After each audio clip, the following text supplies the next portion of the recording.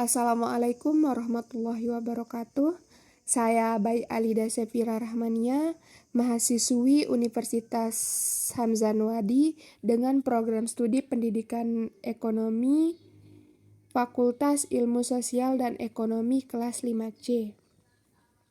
Tujuan saya membuat video ini untuk memenuhi tugas mata kuliah analisis laporan keuangan, di mana ada 3 poin penting yang akan saya paparkan mengenai teknik analisis laporan keuangan.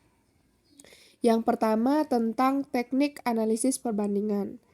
Teknik analisis perbandingan adalah teknik analisis laporan keuangan yang dilakukan dengan cara menyajikan laporan keuangan secara horizontal dan membandingkan antara satu dengan yang lain. Dengan menunjukkan informasi keuangan atau data lainnya baik dalam rupiah atau dalam unit. Cara mencari selisih dari analisis perbandingan yaitu tahun sekarang dibagi dengan tahun sebelumnya. 24.263.878 rupiah dibagi 20.959.943 rupiah menghasilkan 1,1 dibulatkan. Sedangkan untuk mencari persennya yaitu selisih dibagi tahun sebelumnya dikali 100. Yaitu 1,1 dibagi 20.959.943 rupiah dikali 100 menghasilkan 5,5% dibulatkan.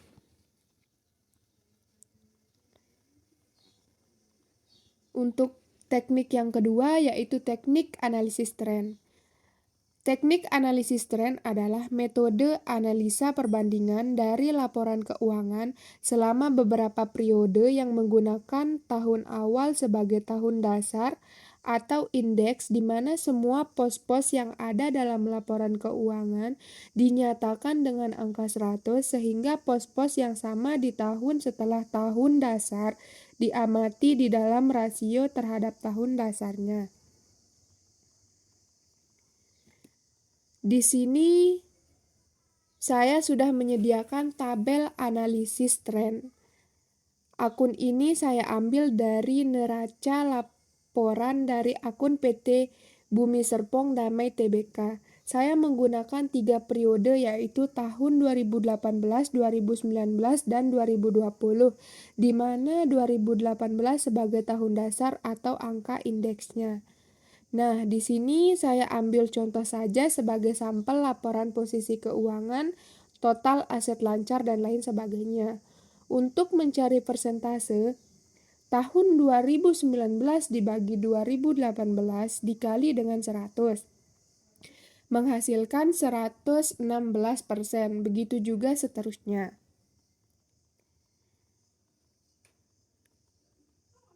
Dari tabel di atas dapat dilihat bahwa analisis tren dari aset menunjukkan bahwa jumlah aset setiap tahunnya cenderung meningkat, begitu pula dengan hutangnya cenderung meningkat. Ini menunjukkan bahwa perusahaan mampu memanfaatkan aset dengan efektif dan efisien serta perusahaan dianggap tidak mampu melunasi hutang. Sedangkan dalam total ekuitas menunjukkan tren cenderung meningkat.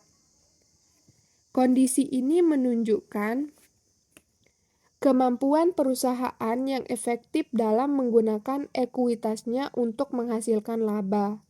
Analisis tren menunjukkan tren bersifat fluktuatif dan cenderung naik. Kondisi ini menunjukkan efektivitas manajemen dalam pengelolaan aset produksi menjadi laba semakin baik. Nah, untuk teknik yang ketiga yaitu common size. Analisis persentase per komponen atau common size adalah metode analisis yang dilakukan untuk membandingkan antara komponen yang ada dalam suatu laporan keuangan baik yang ada di neraca maupun laporan laba rugi. Apabila neraca dalam persentase per komponen disusun secara komparatif, Misalnya, 2 tahun berturut-turut dapat memberikan informasi mengenai perubahan kondisi, baik komposisi investasi maupun struktur modal. Laporan laba rugi yang disusun dalam persentase per komponen dapat menggambarkan distribusi RP1 penjualan kepada masing-masing elemen biaya dan laba. Apabila disusun secara komparatif, dapat menggambarkan perubahan distribusi tersebut. Analisis persentase per komponen antara komponen piutang dengan total aktiva, yaitu piutang usaha dibagi dengan total aktiva dikali 100. Di tahun 2018, piutang usaha dengan jumlah Rp292.751 dibagi dengan 52.190.720 rupiah dikali dengan 100 dengan jumlah 0,5%.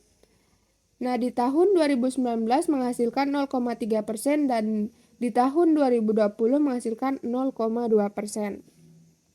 Analisis common size pada piutang di atas menunjukkan saldo piutang pada tahun 2018 sebesar 0,5% dari jumlah aktiva. Artinya, setiap Rp1 aktiva diinvestasikan ke piutang usaha sebesar 0,05. Pada tahun 2019, piutang usaha sebesar 0,3%, artinya setiap Rp1 dari aktiva diinvestasikan ke piutang usaha sebesar 0,03. Begitu pula seterusnya. Nah, yang kedua, analisis persentase per komponen antara komponen utang bank jangka pendek dengan total pasipa, yaitu utang bank jangka pendek dibagi dengan total pasipa dikali dengan 100. Di tahun 2018, hutang bank jangka pendek 250.000 dibagi dengan 1.281.770 rupiah dikali dengan 100, yaitu menghasilkan 19,5% dibulatkan. Sedangkan di tahun 2019 dan 2020 menghasilkan 0% karena hutang bank jangka pendek adalah 0. Hutang bank jangka pendek pada tahun 2018 sebesar 19,5% dengan jumlah pasipa, artinya setiap Rp1 aktiva dibagi oleh pinjaman bank jangka pendek sebesar 0,0195. Sedangkan pada tahun 2019 dan 2020, perusahaan tidak memiliki pinjaman jangka pendek atau sama dengan 0%. Artinya, setiap Rp1 dari aktiva tidak dibiayai dari pinjaman bank jangka pendek. Nah, mungkin hanya itu yang bisa saya sampaikan. Mohon maaf atas kekurangan. Terima kasih. Assalamualaikum warahmatullahi wabarakatuh.